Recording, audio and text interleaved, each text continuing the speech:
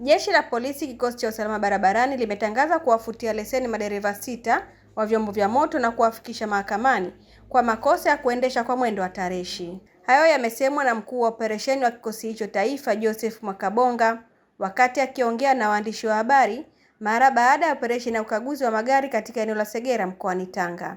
Madereva 6 hao wanakwenda mahakamani kwa kosa la kutokuwa na leseni kwa muda mrefu sambamba kabisa na uendeshaji hatarishi kwa siku ya juzi na jana. Kwa upande wake mkuu wa kikosi cha usalama barabarani mkoani Tanga William Mamasika akasema kuwa elimu ya usalama barabarani itaendelea kutolewa kwa watumiaji wote wa vyombo vya moto ili kupunguza ajali za barabarani. Utakiwi ku overtake kwenye eneo ambalo unaruhusiwa, lakini kwenye milima, kwenye madaraja, mistari inapokataza, vibao vinakukataza, huna sababu ya ku overtake.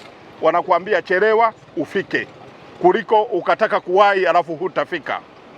Na sisi Tanga tunasema kwamba usipo overtake we dereva hatuna ajali.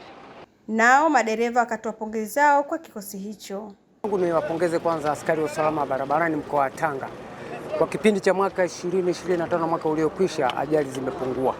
Lakini vile vile niwapongeze madereva wa mkoa wa Tanga, wamedhibiti vizuri na wanachukua tahadhari za usalama barabarani. Ajali nazo pia zimepungua.